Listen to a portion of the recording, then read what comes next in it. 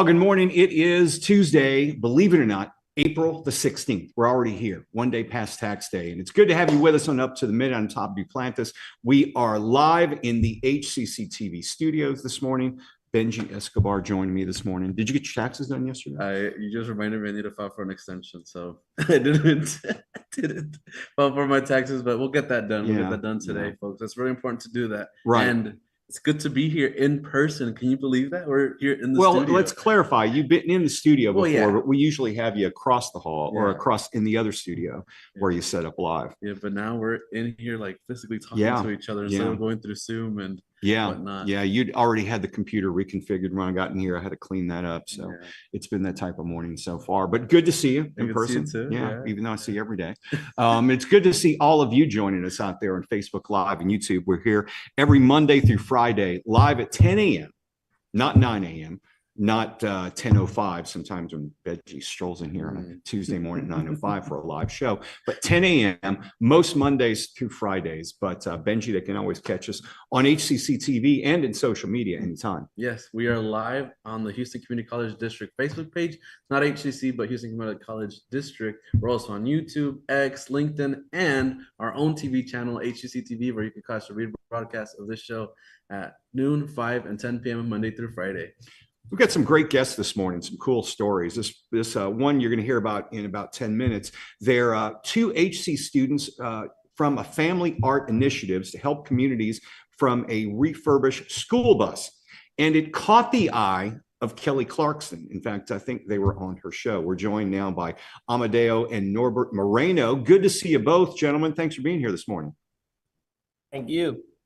So we're looking forward to hearing the story. I know Benji's got a number of questions because he's a big Kelly Clarkson fan guy. I know you say that kind of like it's a joke, but I am. I figured he really is. Yeah. So we're looking about hearing about your great initiative in Kelly Clarkson in a few minutes. So we'll be with you. Benji will be with you in about 10 minutes.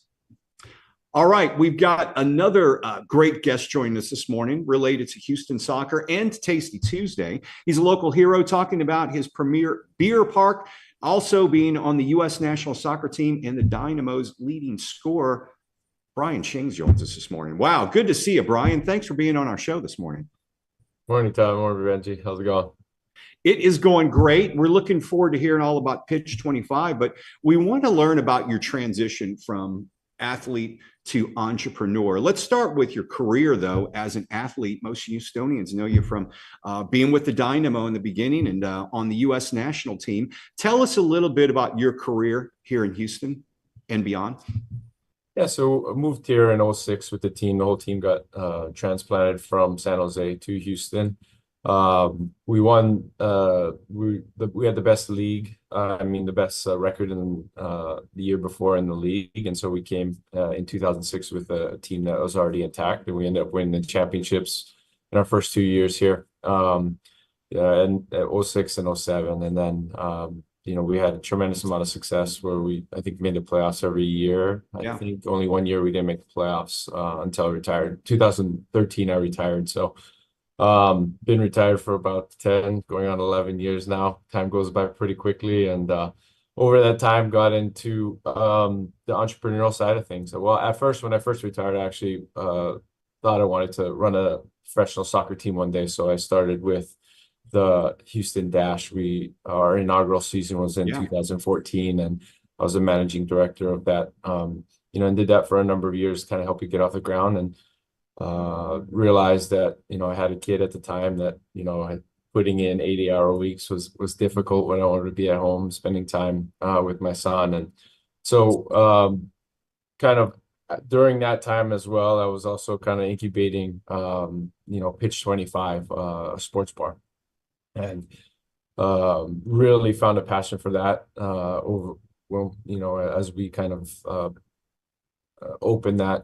And really now is kind of one of my main focuses is to kind of grow that idea and that brand. I want to talk to you more about Pitch 25, but I want to ask you this question. Do you now speak with current players? I know like a number of NFL players will speak with current NFL players saying, look, guys, this isn't going to last forever. It's fun now. It's great. You're at the peak of your athletic career, but you're going to have to start thinking how you're going to transition and be successful in the future. Do you talk or mentor with the current players about that as well? Yeah, I slowly started to get into that more and more, right? Personally for me, it took me about 4 or 5 years to actually start feeling normal, kind of getting the hang of a different life and things like that. Because when you're an athlete, you live such a privileged life in a way where you're just kind of hanging out with your buddies and being active all day. And then when you're done with that, instantly it goes away. The guys still continue going on doing their thing, and you kind of have to figure out what's next and get used to a whole different life. I mean, I wish, I played a different sport and really had the money to retire or sit around for a few years to figure out what I wanted, but I didn't. And so, I am trying to get into a little bit more of mentoring guys that want to be mentored. You can't force it upon them. Sure. So, the more when I am around the team, I ask guys, hey, if you want to go out to lunch, I'd love to take you out to lunch. And a few guys take you up on that. And those are the ones that you really try to help. Pitch 25. Tell us about that. What inspired you to get into the restaurant and bar business? Yeah, I invested in a nightclub through some buddies while I was playing, and that was kind of successful. So it kind of piqued my interest a little bit. And then I always kind of thought that,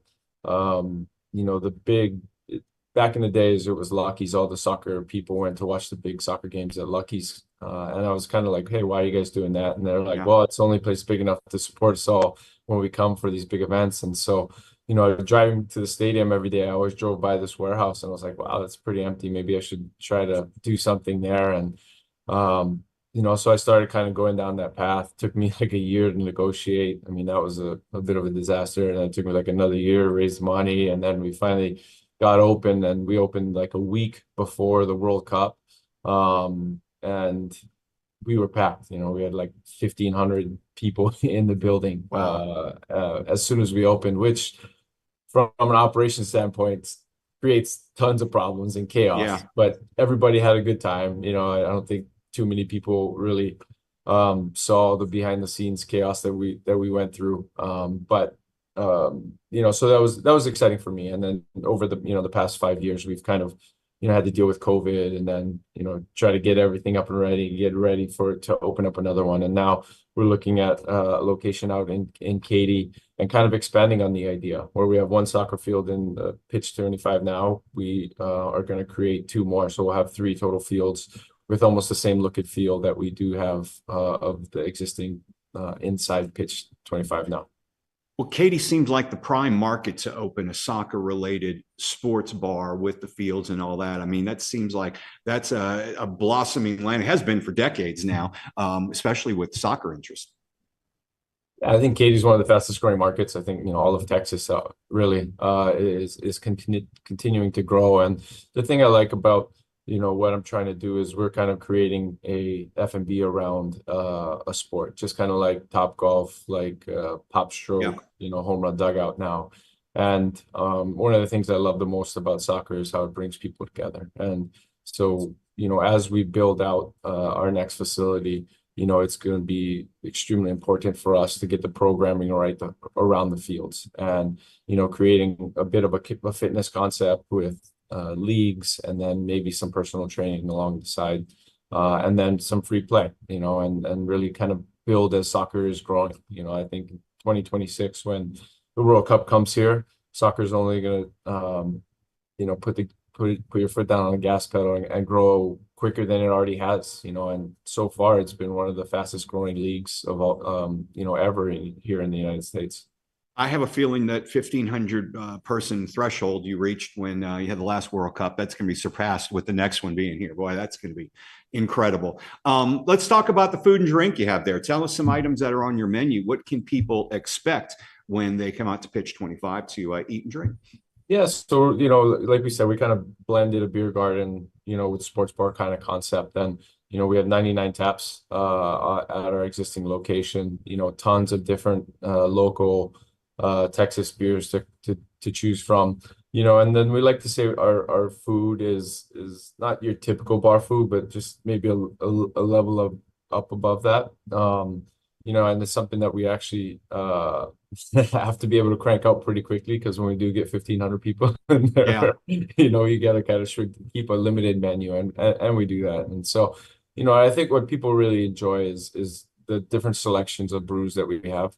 And we're slowly starting to kind of get into some cocktails now, but mostly it's kind of, just pick your beer on the wall, and it's one of the compliments we always get is because we do have a big selection.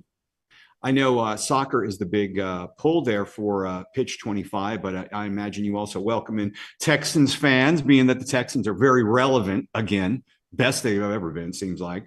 And, Astros still looking to do well. This year's a little tough, but there's still a lot of time left. And then, of course, the Rockets just completed their season. There's a lot of excitement about their upcoming season next year as well. So all those fans, I imagine you focus on those games as well. Yes, for sure. I mean, we're definitely Houston oriented first. We're always playing. The Astros have been a great success story, and one of our biggest sales days was obviously when the Astros won the World Series. Along with World Cups, it was another big one. But we do focus on Houston sports, and like any Houstonian, you're extremely proud of the teams when they do well, and you're hoping for them to do well when they're not doing well. And it's good to see the Texans back on track, and hopefully the Rockets are getting back on track. But hopefully the Astros can kind of get their pitchers healthy so we can get back onto our winning ways, and they can continue their dominant form of play. Well, kind of like we were with the Dynamo when you guys first moved here, we got spoiled. And I think with the Astros, we got spoiled as well. I'm hoping the Texans will spoil us and be the next team with a somewhat dynasty for us. Brian, I know real quickly there is a big soccer tournament coming up this summer. We want to mention that. Yeah, so Copa America, it's a major tournament from North America, Central America, and South America. It's pretty much going to crown who's going to be the king of the Americas. And there's some big teams coming in. There's Argentina, Brazil, Colombia, US, Mexico. So it's going to be an extremely fun tournament. It's kind of going to be a preliminary view of kind of, and on a smaller scale, of what the World Cup is going to be like. And there's games going to be played across the country. I think we have a couple of games here. One of the quarterfinal games as well could be Argentina. So fans will get a huge treat if it is Argentina and Messi's makes it to Houston. Well, Brian, we wish you the best continued success. I know it must be hard when we've got a big tournament like that coming in Houston, when you're running a soccer-related sports bar, which is going to be busy, and then you want to catch some of the game live at the game, because I'm sure you still got to hook up for tickets there as well. So I wish you best of luck there with balancing both sides, and we'd love to have you on the show in the future again. Thank you for joining us. Houston legend Brian Ching, owner of Pitch 25 as well. Thanks for being here. Thanks, Al. All right. Benji, another place you can take your girlfriend. We've actually been to Pitch. Oh, you guys have? You should have jumped in. One of our friends is a bartender, I think. Okay, cool. I think he's a bartender. Yeah. Awesome. So, all right, man. And so it's a great place to go. So visit it, folks. Now you got to talk about, we got to meet Brian Ching today. Now you get to talk about Kelly Clarkson with our next guest. Yes, we're moving on to Amadeo Moreno. He's an HCC production student, and Norbert Moreno. He's an HCC dual credit student. Both with HTX Art in the Heart. Welcome to the show, Amadeo, Norbert. Nice to be on here on the show. Happy to be here. Awesome. We love having you out here. We're happy to have you join us to hear everything about your family's art initiative. Can you tell us about that? You want to go first or me first, Junior? I can go. So to give some background, the nonprofit was founded by your parents to help underserved communities after transforming an old school bus into a mobile art studio. Actually, singer Kelly Clarkson and HEB helped you secure a grant to establish HTX's Art in the Heart, a 2-story building dedicated to uplifting the community, fostering civic engagement and celebrating art. So congrats on that.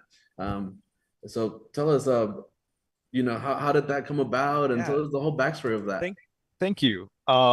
It was a really interesting deal because my mom's always been a creative, and even when we were younger and in elementary school, my mom would always come out and she would paint the front windows of our school, and she would just engage us in artistic ways. and she wanted us to have a form of creative freedom and access to arts that she hadn't had when she was younger. And whenever we saw the opportunity to share that with others, we pounced on it. It was in like towards the beginning of the pandemic when we were all sitting at home and it was like kind of quarantine, nobody was going out or anywhere. And my family is 6 people, so we had quite the full house, and it was this really anxious energy all around. And we decided that one of the best ways for us to fix that would be to give people an outlet, and that's where we started. Of course. And so not only do y'all have that there with the art studio, but you yourself, you're a dual credit student here at HCC. How has being a community activist affected you, being a student and also working on the exhibits there? Well, one of the things that comes up a lot is the fact that we have a lot of social skills.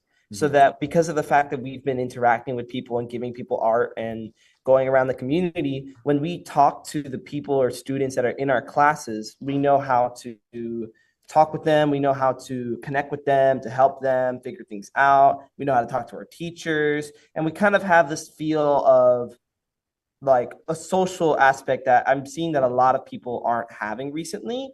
And I feel like that really helps us when we're trying to learn through our classes.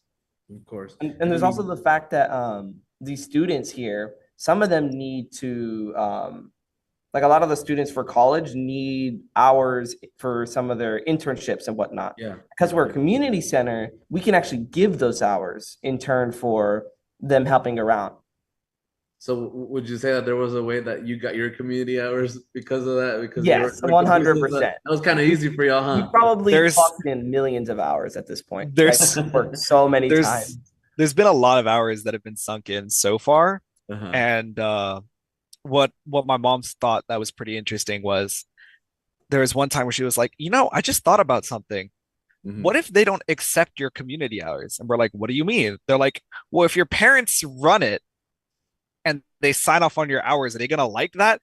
And we were like, we will cross that bridge when we come to it, but I surely hope they do. No, I feel like it works out because at the end of the day, it is y'all's passion project. I would like to say, right? That's amazing. And I did want to bring up this question.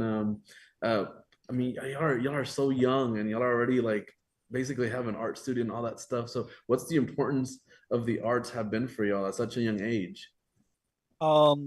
The arts teach freedom of expression is like the main thing that you get taught whenever you pursue like a life in the arts.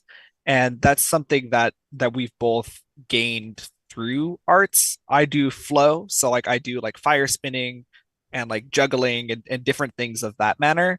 And that's given me like an outlet. And then he does he can tell you about what he does. I do 3D animation along with modeling. So I'm into a lot of like the Blender and whatnot, and that translates to my film degree that I'm going for, and that I want to make my own series. So it's really opened the door for me to try and be as creative as possible when it comes to me making my stories and making my film and animation, and it's led me to a lot of creative outlets. Like it's amazing. Okay, Amadeo, also let me ask you this. How has living for others changed who you are?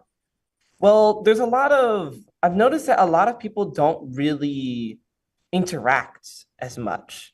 And some part of being compassionate to so many people throughout my life of trying to do this art center and community really gave me the ability to just kind of talk with people, and they'll start pouring their heart out to me almost instantly. And it's really emotional for them. And I feel like it helps a lot of people to have someone that they can actually like talk to directly and like just talk, and like I try and listen and help them out, and it really opens a lot of doors. It opens a lot of connections, and I think it really does just better the world in general. Okay, Norbert. Let me ask you, Norbert, how would you say where your family is today? How did that even go about? I'm not sure exactly what the saying is, but it's like the energy that you put out there comes back to you. And that was something that wasn't necessarily real to us in the first year. we were constantly out there and like pouring out and pouring out and pouring out. And then it became, people recognized that we were pouring out, and people recognized that we were spending our lives doing this. And that's whenever people started to care, and they started to donate to fix the tires on the bus, or like try and help us put AC, or like, and there's just been little things every step of the way where if you care about others, others will care about you. Okay, and finally, I do want to ask what we talked about on the top of the show, Kelly Clarkson. I mean, yeah, we're on her show. How was that like for your family? I mean, how did it amazing person. Have a brush of fame? She's incredible. She's incredible. Absolutely awesome. She's so nice. Like we were there for like a bit, right? So we were able to see, like, they have a TV that we could see what she was in doing. The green room. The green room. She messed up one of her lines, and she was like, "Oh my God, I'm so sorry." She started apologizing, and she started like talking to the actors, like, "I'm so sorry, you're gonna have to do it again." And like talking, like, she was so nice. And then whenever we were actually on the show and going up the stage and like talking to her, she was just so kind about it. And the fact that she like surprised us, because we didn't even know that we were getting this money, or like to open up the art center. We didn't know. So to have her just drop that bombshell on us, it was amazing. And it was like a really like life-changing moment. Like my mom was in tears. My dad was all like, wait, like worrying about it. We were like, holy crap, what is happening? Like really cool person. So glad that they gave us the money to help us open our studio. Like it looks amazing now. We're constantly working on it, improving it. And we got murals on the walls. We got a garden. Like it's beautiful just because of Kelly Clarkson's donation and also collaboration with HEB. Awesome. And it was, no, go ahead. Yeah. It was surreal to a certain extent, because it was very like last minute. We didn't really know. And one of her producers reached out to us, and we didn't believe it at first. We didn't believe that it was real. We didn't, like, kind of shrugged it off.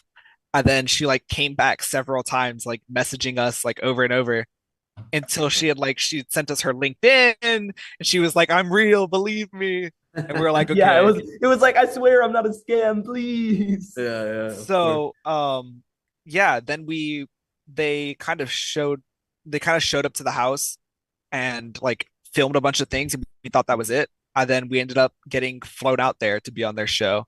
And ever since then, life has been more full and more active. And yeah, it's changed the way that we operate entirely.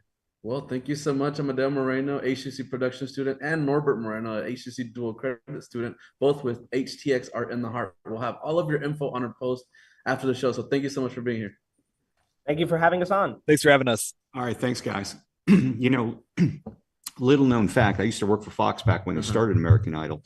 Oh, yeah. And the season that they had Carrie Underwood on there, they flew me out there to interview all the contestants. Yeah. It was, I mean, they had big stars. They had, Carrie Underwood, Daughtry was there in that group, so I got to meet them all before they were famous, played some pool with them at the hotel bar, it's kind of interesting. Not Carrie Underwood. This guy here, he just mingles with the stars. That was many, many years ago. And here we are now. All right, we got some announcements. We're going to wrap up the show here. Don't strain your brain. Test taking strategy. Tests are where the rubber meets the road in a class experience. Fortunately, there are things that we can do to improve our performance in test situations. The Recipe for Success workshop discusses pre-test, in-test, and post-test strategies that can reduce anxiety, increase preparedness, and develop confidence in students' test-taking ability.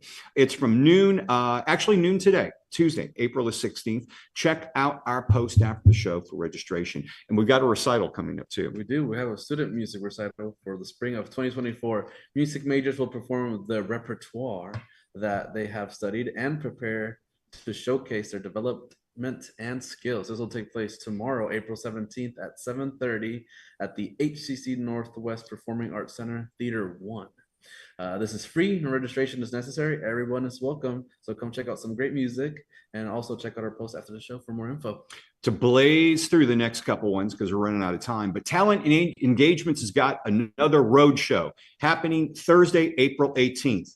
Check our post for more information on that. In Pirates of the Commedia, it's a Southwest College drama production, Guns and Swords and Pirates, oh my. Oh my.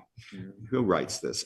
Come see a romp through early New Orleans with Mardi Gras comedy and adventure on the high seas. That actually sounds pretty cool. 7:30 p.m. Thursday, Friday, and Monday, April the 18th, 19th, and 22nd, and then 2 p.m. Saturday, April the 20th. It's at HCC Stafford, Southwest Stafford Fine Arts Center. Check our posts for more information. And registration is underway, Benji. You can register now for fall and spring. Yes, registration for the fall semester has now officially started, with the regular and smaller semesters offered in a variety of programs. Like all of HCC's courses, they are offered online anytime, online on a schedule, hybrid, in-person, hybrid lab. To learn more about HCC program start dates and options to cover costs, please visit hccs.edu/apply. Again, that is hccs.edu/apply.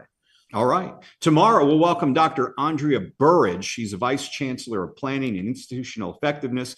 She'll be discussing April as Community College Month, and will feature the Digital and IT Center of Excellence, talking about its upcoming Super Portfolio Show. Woo. Yeah, big times over there. Yeah, just can't wait for that. Hey, we come to the end of today's show. Tomorrow, though, we'll be back live. You won't be here till next week. Yeah. So we won't see you until next week. But we will be back live tomorrow morning, 10 a.m. for Up to the Minute. See you then.